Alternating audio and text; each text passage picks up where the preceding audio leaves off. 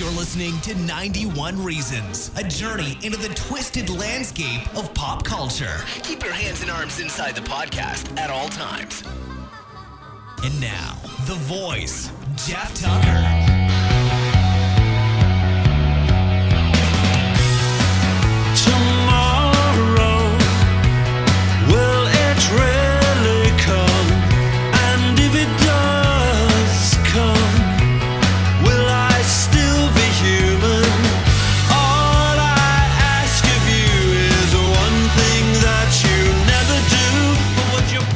Oh boy, where do you even begin?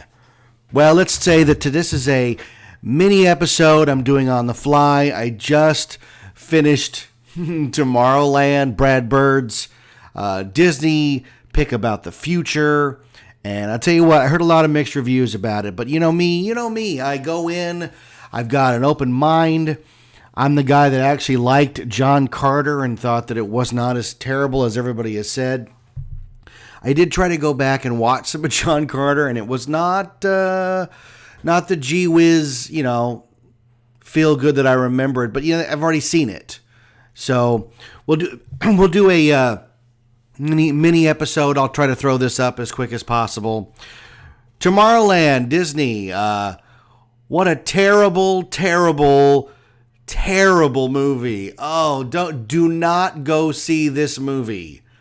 Do not put a dime in anybody's pocket for this cynical, terrible, preachy, shameless movie. Boy, could I have said that any better or any worse? Yes, and you know what? Here, as I'm watching it, I kept having like metaphors and visuals pop into my head. You know what Tomorrowland is? Tomorrowland is that unbelievably good-looking woman at a party that you cannot take your eyes off because she's got expensive clothes, she takes care of herself, she looks fantastic, but she won't stop talking about global warming. She won't stop talking about how we're destroying Mother Earth by simply existing. And you know what? I don't care how pretty she is. I'm going to walk away and I am not going to look back. And that's what Tomorrowland is. Tomorrowland is a chocolate Easter bunny that in the box looks gorgeous and is fantastic. And you cannot wait to sample it. And when you get it out of the box, it's hollow. There's nothing in it. And it actually tastes much worse than you thought it was because it's Palmer. It's not even Hershey. It's Palmer chalky, waxy chocolate. What a terrible film this is. And you know what? A lot of trailers, you see a lot of accusations where they say, well, all the good stuff's got to be in the trailer. And I go, no. Good filmmakers leave something for the screen. They don't throw it all up in the trailer. But I'll tell you, for Tomorrowland, it's all in the trailer, man. All the good stuff is in the trailer. The promise of the trailer is 50 to 100 times better than the movie is ever going to live up to. And I don't know what happened, although I can certainly point fingers to Damon Lindelof. This is the guy that screwed up Lost, who got tangled in so many questions that there was no way he was going to answer them all. And if this guy's the screenwriter, Brad Bird's a great director. Brad Bird directed The Incredibles, my favorite Pixar film of all time, and maybe the best superhero movie of all time. The Incredibles is fantastic. Brad Bird, The Iron Giant, a masterpiece. Brad Bird even took and did the unthinkable. He took Ratatouille after they fired the first director. He took the movie apart, put it back together, and made nearly a masterpiece, which is not supposed to be possible in animation, because once the animation is set, it's not like you can just go do reshoots. You have to figure out how to make a movie with what you have. The last time Disney did that was with The Black Cauldron, and that movie's unwatchable. So it's not always possible. Brad Bird, he'd also single-handedly brought back Tom Cruise's career. Do you know that Mission Impossible Ghost Protocol was supposed to be the last Mission Impossible starring Tom Cruise? They were supposed to hand the reins over to what's his name, Jeremy Renner, and Cruise was going to walk off into the sunset. But guess what? It became the highest grossing Mission Impossible of the series, proving Tom Cruise still has box office clout, that Brad Bird could direct a live-action movie and make it exciting just as great as his animated movies. What happened here? I can only point fingers at Damon freaking Lindelof. As a writer myself, Lindelof's the guy that really makes me mad because he can put anything on paper. He can literally write anything and they will make it. Oh my God, to have that power. I write my novels with the hope that maybe one day they might be a movie or a TV show. Lindelof knows when he sits in his office and writes, it's going to be a movie. They're going to make it. So what was the reasoning behind Tomorrowland? How did they get together and make this crap fest? And you know why it's a crap fest? Because it's mean. Because it's cynical, and it's not supposed to be that. Tomorrowland is the savor, the prospect of tomorrow, the challenges, the promise. And shame on Walt Disney Pictures for putting Walt in the ads and putting this on his back. We'll let Walt sell the movie. Well, you know what? If you're going to do that, you got to put Walt in the movie. If you're going to show the World's Fair where Walt really showed what his people can do and what the imagination can do when it's allowed to soar, why not put him in it? I talked to somebody from Imagineering the other day and I said, why isn't Tom Hanks in it as Walt Disney? Why not just make that, he's Walt Disney. We will accept it, hook, line, and sinker. He said, that's a great idea. I said, you could have Tom Hanks in a million movies as Walt Disney, and we'll buy it every time, because it's not that he looks like a lot like Walt Disney. It's not bad, but it's Hanks. It's the mannerisms. It's getting it right. We have the same respect and admiration for Tom Hanks as we do, or did, and continue to do for Walt Disney. So putting Uncle Walt in the ads and then not in the movie, there's your first bing. That's a red flag. The second is calling it a Disneyland movie. It has nothing to do with Disneyland. Nothing at all to do with Disneyland. It doesn't make any sense. The movie is an angry, bitter film about how, once again, we humans are destroying the planet, and unless we do something, we're all going to die. Well, not all of us feel that way. Not all of us think that the apocalypse is around the corner. Some of us are happy to raise children, to live our lives, and not listen to the naysayers and the doomsday predictors. And when you're making a movie that's ostensibly marketed at children, shame on you for putting such a terrible message in it.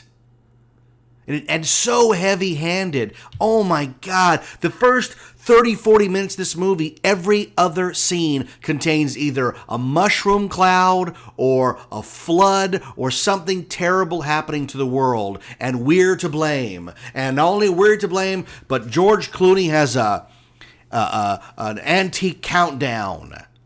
Okay, let's get into the movie proper. And you know me, I like to see movies a dozen times or more before I even think of reviewing them. But this one's fresh.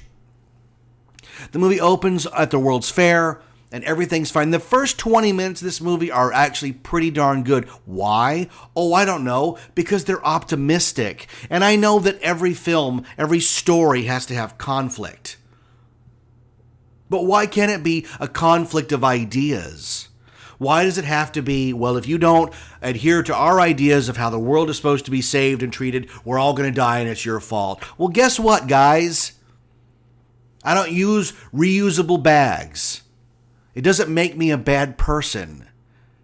It just means that I don't believe in your ideology. And that's where we differ. And a movie as preachy as Tomorrowland really does a disservice to people who do believe in global warming. and all the teeny tiny ways we're supposed to save the environment every day. Well, some of us don't live those lives. I'm not a vegan. I don't have reusable bags. I don't drive a Prius. It doesn't make me a bad person. But according to Tomorrowland, I'm the enemy. And I must be eradicated. But the first 20 minutes of this movie where young Frank shows up with his, oh my God, his rocket pack taken directly from the Rocketeer. It even says Electrolux on the side. And he even turns it on and goes sideways through a field. Like, all that was missing was him going, I like it, like Cliff Secord. And I guess if you're going to crib, you can crib from yourself, right? But boy, does this movie crib from everybody. This movie is less a movie than it is a collage. It's a collage of all bunch of movies stuck together and TV shows. Lost, you know? There's a whole bunch in there, trust me. But they're not all good. It's not all fun, you know? There's a little bit of Witch Mountain in there. But we're introduced to our heroine. I don't know her name. It doesn't matter. Casey Newton. And she's using a helicopter to sabotage her father's project, because when her father finishes the project, he's going to be fired. So she's trying to prolong the project as long as she can. And in doing so, ends up in jail. And when she gets out of jail, when she gets bailed out by, I don't know, nobody. Do they ever tell you how she gets out of jail?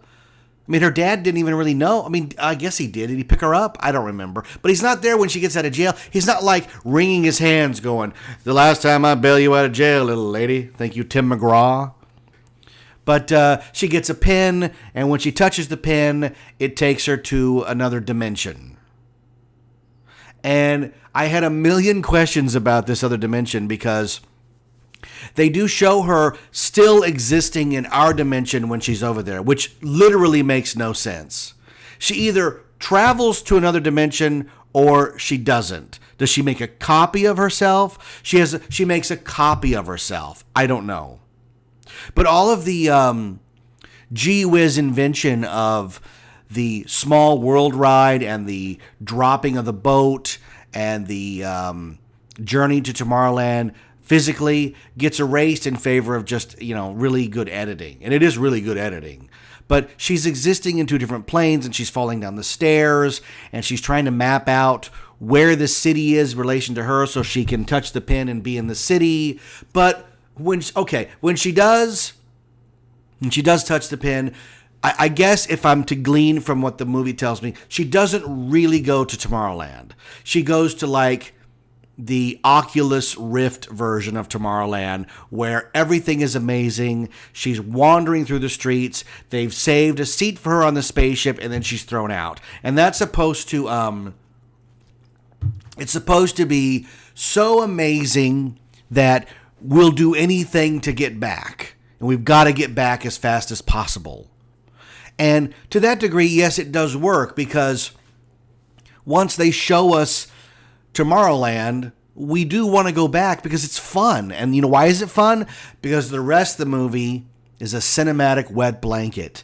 What the hell is George Clooney doing in this movie? Other than they must have said you're going to get to be very preachy about the environment, and you're going to have all your ideas about global warming and saving the universe and saving the world right up on the screen. And he must have said, I'm all for it, never stopping to think, is the movie any good? Because the answer to that would have been no. Because our young heroine is led on a wild goose chase to who gave her the pin and what does it mean exactly. And of course she ends up at a collectible store so that we can have lots of Star Wars references. Because when they bought Star Wars, when Disney bought it, they were going to put it in all their movies. So, somebody gets knocked on the head by hand and carbonite, and R2 is thrown across the room, and there's lots of sound effects, and the people who own the comic book collectible shop turn out to have real laser guns. So it's a little Men in Black, and it's even more Men in Black when the actual Men in Black show up. And what we're told is the little girl, Athena, who's giving out the pins, she's like she's the recruiter. She's being chased around by a bunch of robots. And they're only robots so that we can blow them up in a PG movie. Because you don't want to have blood and guts in a PG movie. But if you have robots, it's okay. So there's a lot of malfunctioning robots and disintegrating robots and plastic-looking people robots. And it's all Men in Black and even the Matrix. Like, they look like agents when they come rolling up. So she ends up getting dropped off at now adult Frank's house because at some point Frank was thrown out of Tomorrowland, and Frank's got a holographic dog that doesn't leave footprints and some sort of sonic boom Street Fighter doorbell that knocks people on their butts and cameras. And he's a loner. I'm a loner, Dottie. I want to be left alone. And when she finally outwits Frank, whatever. Of course, he has enough time to show off his doomsday clock, which she flickers. Oh my God, it flickered. What does that mean? I don't know. But eventually, the agents show up and we're treated to another gee whiz bloodless shootout where robots are being disintegrated or magnetically stuck to walls, or even worse, drawn and quartered like the guy in Resident Evil. Like, I know that that it's hard to come up with original ideas, but one of the most striking images out of Resident Evil is when they walk through that room and the lasers quarter that guy. I think they also did it in Cube. Like, it's been done. Of course, it's okay this time because, again, they're robots. They get in the bathtub, and the trailer made it seem like the bathtub was, the escape pod to Tomorrowland. But really, it just throws them in a lake somewhere down the road like Weird Science. Remember in Weird Science when all the stuff's getting thrown out of the chimney? That's what it looked like to me. But we're treated to yet another. There's so many scenes of people driving in cars angry. There's at least 3 long, extended scenes of driving in a car with somebody who's upset. Maybe even 4, if I remember it right. Either way, it's way too many. And I know that, unlike Mad Max, most movies cannot be wall-to-wall action. No one wants to pay for that. No one wants to write it and string it together and make it make sense, right? So you have what I call hallway scenes. You're in a really cool room, but then you got to leave that room and you got to get to the next room. But to get to the next room, you got to go through a hallway. And in this movie, the hallway scenes are them riding in cars, barking at each other, angry. And like it's not fun. It's not comfortable. There's no, witty banter between characters. There's no clever dialogue. It's just Clooney going, "Don't touch my stuff.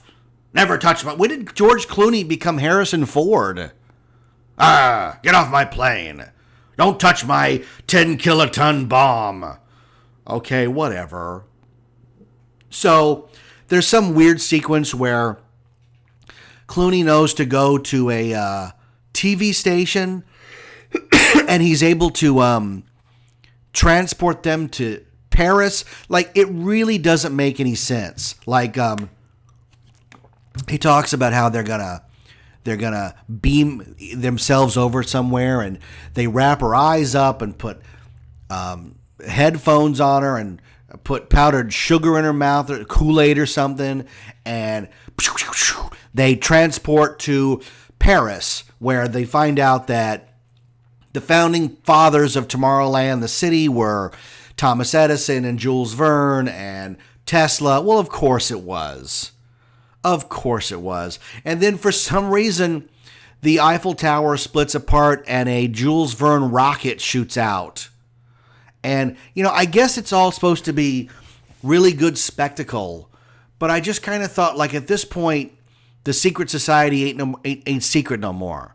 And then the bad guy says it, eventually too. And it's like, well, we just destroyed the Eiffel Tower. We just had a rocket come out of it. And it's not like, I don't know. It's not like a bad guy where the bad guy destroys something. And it's like, well, he'll pay for that. The good guys did it.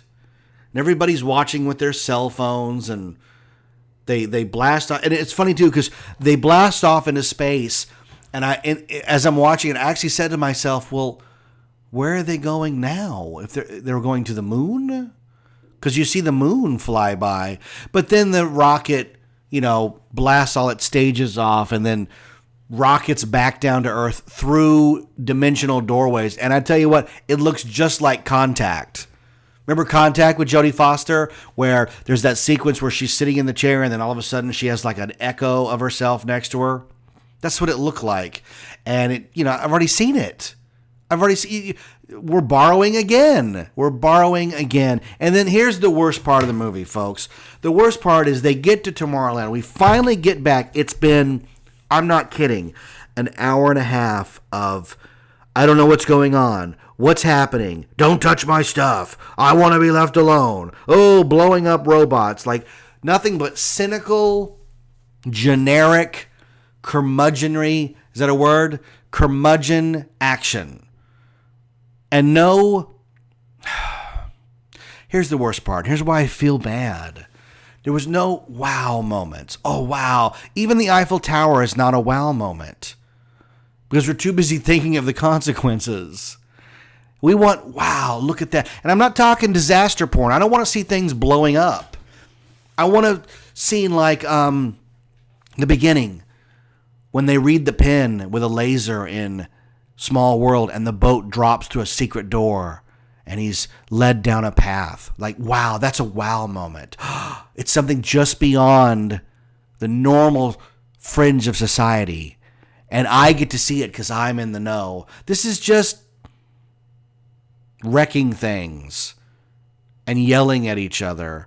And the worst part is when they get to Tomorrowland, it's gone to hell. It's awful and bleak and bad. And that's not what we want. We want it to be optimistic. And this movie wants to have its cake and eat it too. It wants to be 90 minutes, 110 minutes of cynicism. And at the very end go, but there's a different path. We can choose to change the world. And instead of that, that's what we get. Instead of gee whiz wow, what we get is no joke. We get the Watchmen. They're cribbing again. And they're going to crib from the Watchmen because our Dr. House Ozymandias stand-in, first off, he lays out his entire plan. This is what I'm going to do. Not what he did. Ozymandias at least had the sense to say, I already did it. I wouldn't tell you if you could affect its outcome. Are you think I'm stupid? I'm not a Republic serial villain. Instead, this guy's like, well, here's my plan. I'm going to let it go to hell while I stay in another dimension. Well, the reason it's going to hell is he's been planting in everybody's head the idea of the apocalypse. He's been planting in our heads, thinking that we would change course and want to, save the world from ourselves. And it's such a wah-wah moment. Like the villain is the hero, is the savior, or he's a megalomaniac. Oh my gosh, it's so dumb. I just wanted to laugh. Like he's walking around in this stupid this stupid Captain EO looking coat, and he's pontificating about saving the planet by showing its destruction. And he's literally almost doing Ozymandias' plot about how I'll convince the world that we're under attack by aliens and they'll want to band together. But in this case, it's I'll convince the world we're attacking the planet ourselves and therefore we must learn to stop attacking it. Oh my God. So let me see if I get it straight, dude. General Nix. You're going to plant in our head the idea that we're blowing up the planet so that we'll have the idea not to blow up the planet. That's it? That's it, Lindelof? That's the big plot? Are you kidding me? That's so stupid. That is so stupid. At least Syndrome's plan in The Incredibles was to unleash a robot on the city and then save the city and become a hero. Well, then the robot gets out of hand. He didn't say, I'm going to convince everyone in the city to blow up the city and then I'll stop them from blowing up the city and then I'll be a hero. What? That's the most convoluted, stupid plan I've ever heard. Oh my God. This movie is so paper thin and dumb. And then, of course, we have a countdown in a control room. You know, if your movie ends in a countdown in a control room, you've already lost, folks. James Bond has the patent on that, and you're not going to do it any better. And the countdown's dumb. It's just dumb. And then we're treated to a sequence lifted at a Stargate where she's trying to ride the transportation pod and take the bomb up into not the pyramid but the sphere that's sending out the signal. Thankfully she fails at that, and the bomb just blows up the portal door to the beach. It's complicated. I swear there's a scene where Clooney and Hugh Laurie are on a beach, and I thought, that scene's only in there because those guys wanted to go to the beach for a couple of weeks. That scene could have been anywhere. Like, that's just dumb. So instead of blowing it up with a bomb, of course, the robot little girl, Vicky from Small Wonders, has to blow it up because all robots have a thermonuclear self-destruct for some reason. Why does an audio animatronic robot, and I love that they call them animatronics. I think that's clever. But why is she built with any kind of explosives in her? I am about to self-destruct. Let me play a tape of how I fell in love with you 30 years ago. It will matter not except that show you that I have human emotions. I am Vicky from Small Wonder, and now I will blow up the sphere that gives off the idea that we want to kill the Earth. Like, when I say it like that, it's so stupid. It's so laughably dumb. So they blow it up, and Earth is magically transformed because we no longer have the signal of doom being projected into our skulls. Is that the plot? That's the plot? Oh boy, is that stupid. That is so dumb. And then we're brought back to the framing device where at the beginning, like, the movie opens with Clooney and Casey arguing with each other. We'll tell them like this. No, we'll tell them like that. It's numbing. The arguments are numbing in this film because they're not clever. You don't like the characters. They come off as prickly and cold because all they want to do is yell at each other. But then it's revealed that the speech they're giving is to a whole army of robot animatronic little people, kids. They're going to go out into the world and they're going to find the dreamers and they're going to bring them to Tomorrowland. And together we'll do what? What are we going to do with that? I don't understand. Shouldn't the finale had been, we're now going to open the portal and move Tomorrowland into Earth. And we're going to show Earth all the amazing technology we have created, and we're going to share it, and the portal will be open between the two worlds. Always. So now we have more land, more resources, a great big beautiful tomorrow shining at the end of every day. Shouldn't that how it should end? Instead, it ends with all these people from all these walks of life, and they're all, they're planting trees, they're doing chalk drawings, they're mathematicians. One of them's hiking. That's my favorite, is the hiker, because he cares about the environment. He cares about the environment. One shot is they send a little robot kid into the portal, and beyond you can see like a wind farm. Well, newsflash, man. If that kid goes out there, they may never see anybody. Those wind farms are set up and somebody comes and checks on them like once a year. Isn't that how it works? Unless it starts chopping up poor birds? I don't know. But all those people at the end are shown with their pins, because everybody touches their pin at the same time for some reason. And they're all in the wheat field looking towards Tomorrowland. Well, are they really there? Because the pin is just an ad, I thought. The pin is just a loop. And let's hope, and again, remember, I always go with the rules of the universe set within the movie. Not my rules, your rules. Casey was shown falling down the stairs. Let's hope to God the hiker doesn't forget where he is and fall off a mountain trying to walk to Tomorrowland. Right?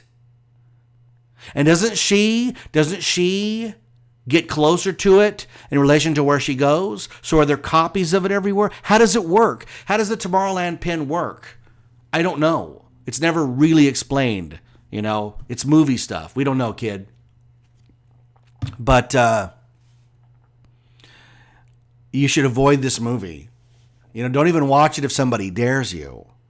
It's a preachy, silly. You know what? If it was preachy in a good way, The Matrix is preachy in a good way. The Matrix is too much technology will get you.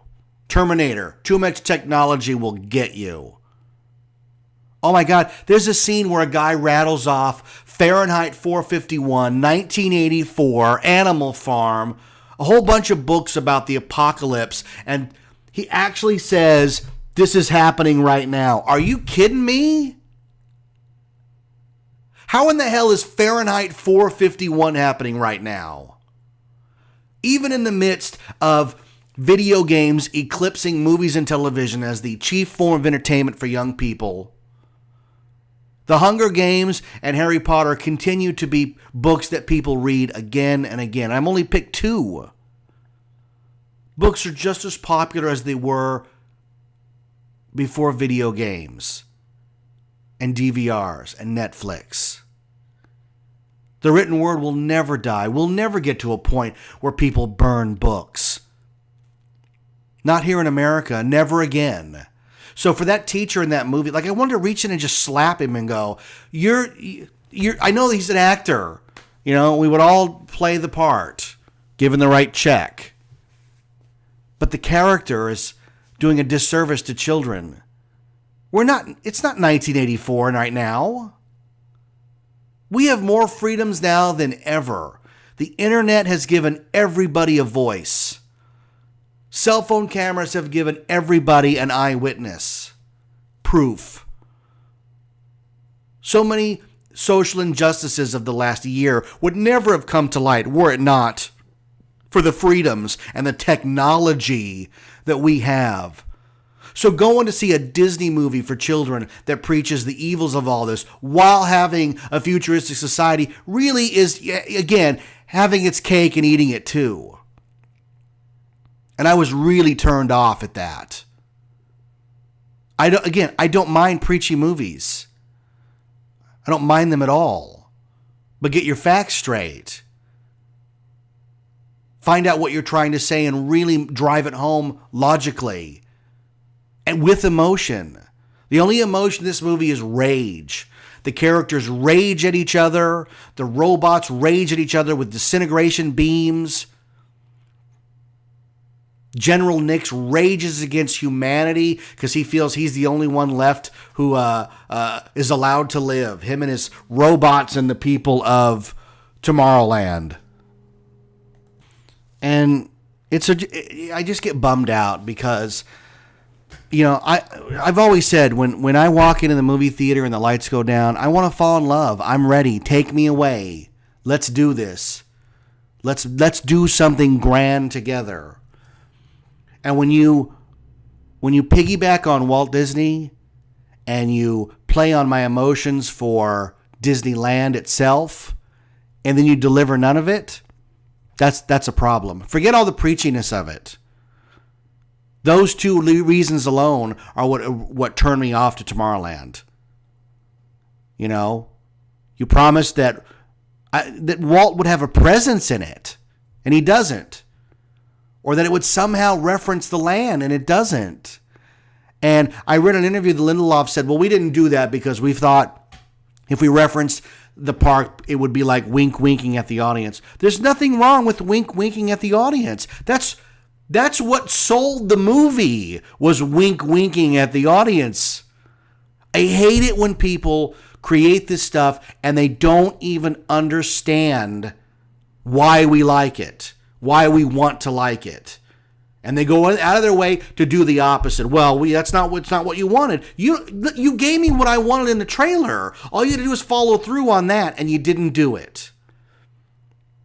And I know that there was a couple of really quick edits that took out the few references that were to Disneyland. What a bummer, man. Where was the people mover in it? Anything. Adventures through Inner Space. I don't know. I could sit down tomorrow and hammer out an outline for a movie called Tomorrowland using their elements that would be 10 times better. More fulfilling, more wow, gee whiz. Because isn't that what you used to feel when you were a kid, when you walked through Tomorrowland? Oh my God, I'm in the future. Rocket jets, Space Mountain, and they didn't do any of that. Frank has a wow moment one time. Casey has the wow moment that's ultimately, they tell us it's hollow because it didn't really happen. Well, that's a commercial. Well, the commercial for Tomorrowland in the movie and the commercial for Tomorrowland the movie were better than Tomorrowland the movie. And that's a bummer. And what a disappointment. Because I'm always harping that summer needs to have a mixture of familiar and new to balance it out. Yes, we love sequels, and some people like reboots. Not me, but some people. But there's nothing better than the promise of that unknown entity. Oh yeah, it's something brand new. And if it's good, it'll have sequels. Well, there'll be no sequel for this. The Walt Disney Company will want to sweep this under the rug as fast as John Carter or any of the other high-profile bombs. Mars needs moms. Thanks for nothing, Tomorrowland. Thanks for nothing. In this case, if I'd gone to the theater and they'd put the rocket jets in the way and I couldn't get into Tomorrowland, I would appreciate it. And that's just for you theme park enthusiasts out there. Because I know Rick West was dying to hear what I said about this, what I had to say about this movie. Well, look at this. I'm nearly 40 minutes into railing on it. Just as good movies make my imagination soar and want to do great things, movies like this opposite make me angry. But some of them, like, I can sit in a theater and if the movie's really bad, I will think how to do it better, and I'll come up with my own ideas, and I'll get great plot ideas sitting in a theater being bored to tears by somebody else's cinematic failure. That happens all the time. Thankfully for Tomorrowland, I didn't doze off because there were many car ride moments in the movie that I was just like, wake me when we get there. And why does a robot have a storage drawer in her stomach anyways? What does she keep in there? When she doesn't have a 10 kiloton bomb in her stomach, what's in there? Car keys? More pins? See, that would have been great if they were like, oh, that's where I keep my pins, Casey. I don't know. There was a little bit of that awful Stepford Wives remake when she did that because it looks so plastic. And I know it's supposed to. I get that. I know. I get it. Remember when we used to be impressed by those kinds of effects? Remember when Arnold Schwarzenegger emerged from a large woman in Total Recall and then her head opened up and it had lights in it and it was all real and we went, wow. And it was all Rob Bottin's work, all puppetry, including the Schwarzenegger head. When he pulled that tracker out of his nose and it was all practical. Or even silliness like the Bill and Ted robots from Bogus Journey. And now they do this stuff and you're like, that's just a plot device. It's a quick CGI throwaway so that she can have a bomb that we know we're going to use later. Wasn't like she put it in and the beginning of the movie and at the end you're like, oh my God, the bomb. Like remember when Woody goes, the match. Oh my God, the match at the end of Toy Story. And you're like, yes, the match. I'm with you. Then the match doesn't work and they got to do something else. That's good drama. So at least they got that part right. Like the bomb doesn't blow up the bad hallucination sphere or whatever it is. I don't know. Well, folks, we were hoping for an e-ticket attraction and Tomorrowland is not. Tomorrowland is an A-ticket attraction. It's a chocolate bunny. it's a pretty girl at the party who won't stop talking about saving something. Dolphins, whales, dogs, I don't know. And as much as we admire that, sometimes it gets a little preachy. We don't want to hear it. Sometimes you just want to have a good time. And that's probably going to upset a lot of people because, this is a serious business. There's no time for frivolity. We're saving the planet. Well, you know what? I don't feel like saving the planet every day. I don't know anybody that does. And if you do, God bless you. You're a better person than I am. Because I'm willing to admit that some days I don't want to save the planet. Some days I worry about paying the phone bill. Some days I worry about keeping the lights on. And that doesn't jive with saving the planet. I can't. All right, at that point, we just got to wrap it up because we're talking in circles and we're becoming as boring as the movie that I'm reviewing. So I'm going to avoid Tomorrowland. There's no need to buy it on Blu-ray. I don't care about any merchandise. The sooner it goes away, the better. Not a very good film. Let's hope that the Fantasyland, Adventureland, and Frontierland movies are better, and when they do that Critter Country short film, it's much better than whatever this was. I will continue to support Brad Bird because I think he's a great director, but this is yet another nail in the Damon Lindelof creativity coffin.